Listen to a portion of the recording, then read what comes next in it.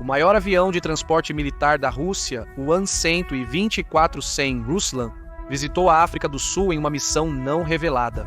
Anteriormente, uma aeronave russa semelhante foi vista em Teherã. De modo geral, essa máquina única tem sido cada vez mais utilizada recentemente para cumprir tarefas importantes. Na semana passada, foi divulgado o sucesso nos testes do demonstrador do motor russo PD-35, que está sendo desenvolvido, entre outras coisas, para um novo cargueiro aéreo, tão necessário para o nosso país. Contaremos os detalhes sobre isso, outras conquistas tecnológicas e mais uma história de resgate após um breve resumo de notícias positivas.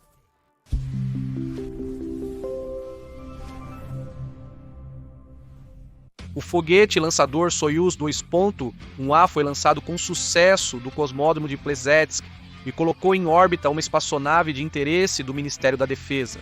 Durante um exercício, as forças nucleares estratégicas da Rússia realizaram lançamentos do míssil balístico intercontinental Yars, do campo de testes de cura dos mísseis balísticos Sineva e Bulava, a partir de cruzadores atômicos submarinos e de mísseis lançados do ar a partir de aviões Tu-90 e 5MS, novos lotes de blindados Rakushka-M e complexos robóticos Courier foram enviados para as tropas. Nos estaleiros do Almirantado, foi lançado o maior navio científico e de expedição do mundo, Ivan Frolov. Do projeto 23.680, no território de Primory, foram lançados 2 navios Korobolova, do projeto 503. No estaleiro de Cherepovets, foi lançado ao mar um rebocador do projeto TSK-395. Na região de Tula, foi inaugurada a primeira fase da única fábrica do país de produção de óleo de turbina resistente ao fogo. Na região de Ulyanovsk, iniciou-se a produção de ferramentas de corte de metal. Estudantes russos conquistaram o primeiro lugar na Olimpíada Internacional de Ecologia. Nessa semana, na base aérea de Waterkloof da Força Aérea da África do Sul, foi avistado o avião de transporte militar russo An-100 e 24-100 Ruslan. Pouco antes, segundo algumas informações, outra de nossas aeronaves visitou Teherã. Considerando que a capacidade de carga desse gigante é de 120 toneladas e que ele pode facilmente transportar caças, helicópteros e veículos blindados, só podemos imaginar o que exatamente ele estava transportando. No entanto, mesmo sem voos internacionais, os Ruslan têm trabalho de sobra na Rússia atualmente. Segundo informações abertas, o Ministério da Defesa tem em operação pelo menos 10 dessas aeronaves, e mais uma dezena é operada pela transportadora civil Volga Dnipro. A carga sobre elas, devido aos acontecimentos conhecidos, é colossal neste momento. Então, algum tempo atrás, nós até começamos a tirar aeronaves do armazenamento e restaurar sua condição de voo. Isso não é feito por uma boa razão. Simplesmente, como se sabe, os novos Ruslan, que antes eram produzidos na Ucrânia e aqui em Ulyanovsk, já não são fabricados há muito tempo. Uma das últimas maravilhas da engenharia da União das Repúblicas Socialistas Soviéticas, um avião com características excepcionais e uma reserva colossal de resistência, não conseguiu sobreviver à ruptura das ligações de cooperação após o colapso do país. Para nós isso é especialmente triste, pois a produção do elemento-chave do motor D-18T era realizada na Ucrânia.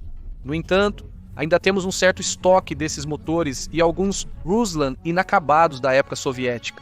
São exatamente esses que começamos a restaurar. A máquina é tão resistente que até mesmo essas aeronaves restauradas vão durar até o ano de 2050, e isso sem dúvida é um fato positivo.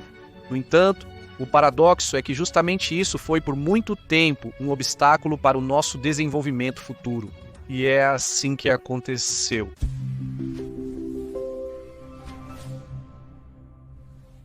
As conversas sobre a necessidade de criar um novo cargueiro pesado ou retomar a produção do An-100 e 24 já aconteciam há muito tempo.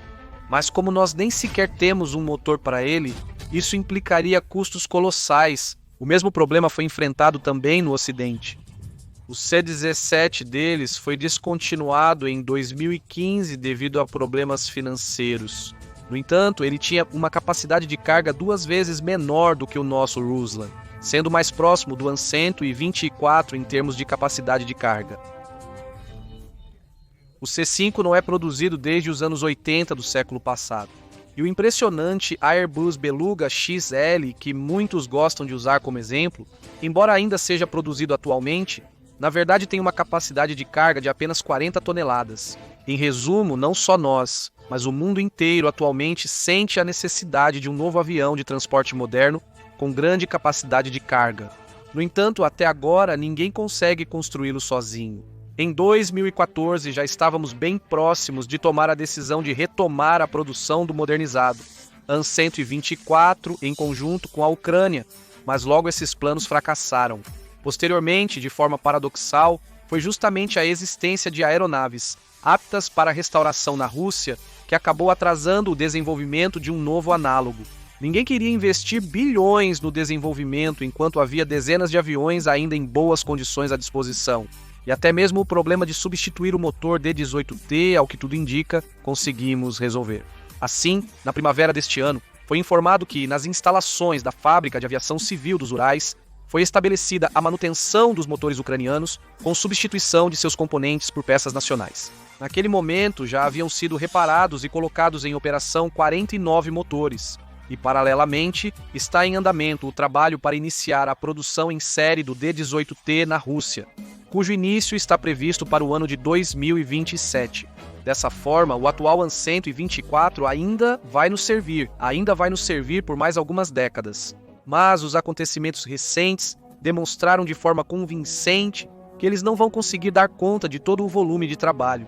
A questão da criação de uma nova aeronave de transporte tornou-se crucial.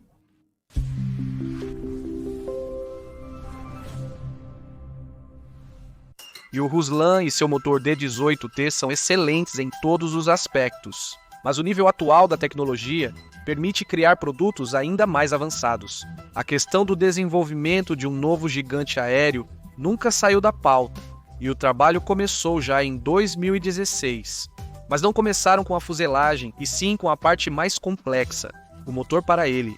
E ainda por cima, um motor que superaria em potência tanto o mais poderoso russo PS-90A quanto o ucraniano D-18, e na semana passada foi anunciado que o protótipo do motor de aviação, o demonstrador de tecnologia PD-35, concluiu com sucesso a primeira fase dos testes.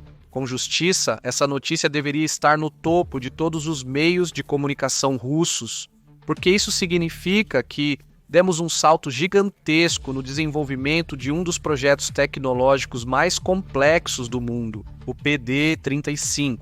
Ao contrário do D-18T, terá um empuxo de até 35 toneladas. E isso não são apenas bons desejos dos desenvolvedores, mas já é uma realidade que pode ser tocada.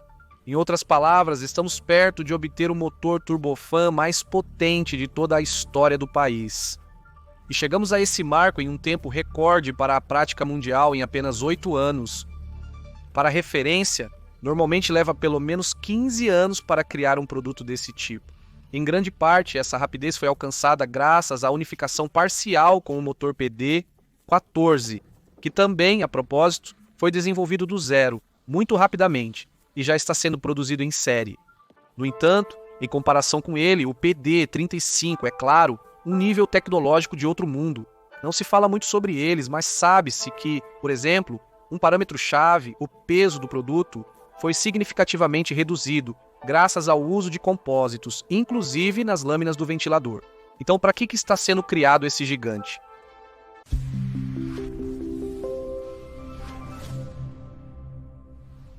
Para os atuais AN-124 e os passageiros Il-90 e 6400M, ele não serve, pois seria necessário um redesenho completo das aeronaves.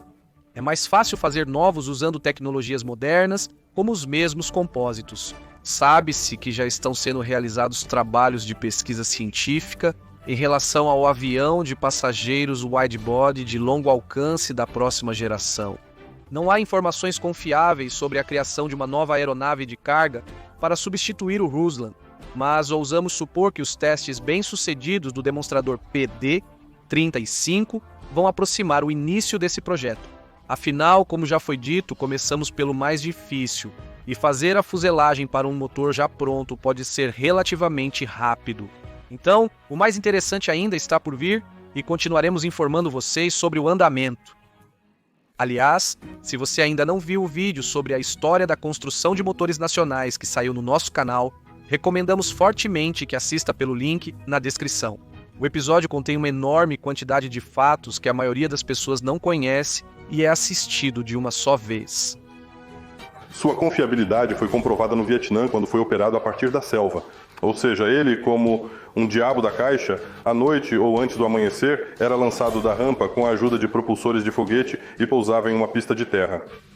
Bailarina russa, veja, ela tem um dispositivo de entrada como o tutu de uma bailarina russa e o 20º motor é como uma bela garota ucraniana? Foram resolvidas tarefas colossais, incluindo o nosso motor mais musical. Veja, ele toca assim. Quem está tocando para você é o Titã.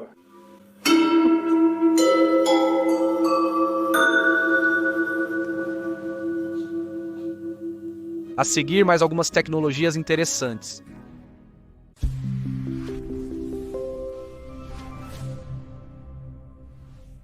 Este novo e belo guindaste naval russo, o 4000, é capaz de mover rápida e eficientemente vários tipos de cargas com peso de até 150 toneladas.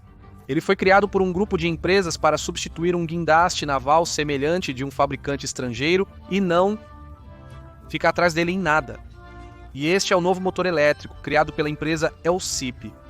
Nada de especial, se você não souber que esse gigante vai funcionar como parte das bombas de circulação do reator de pesquisa multifuncional de nêutrons rápidos que está sendo construído em Dimitrovgrado, que, por sua vez, após o início de operação em 2028, se tornará o reator de pesquisa rápida mais potente do mundo, com características únicas. Por fim, apreciem esse gigante de aço. Isso nada mais é do que o complexo de lançamento para o foguete Angara no cosmódromo de Vostochny. Recentemente, foram concluídos testes autônomos do conjunto de equipamentos para a manutenção da nova nave tripulada. Isso significa que não está longe o dia em que, de Vostochny, não apenas cargas, mas também pessoas serão enviadas ao espaço. Sobre isso, com certeza vamos contar para vocês. Então faz sentido se inscrever no canal Vremya Viperiod em qualquer plataforma conveniente para não perder nada.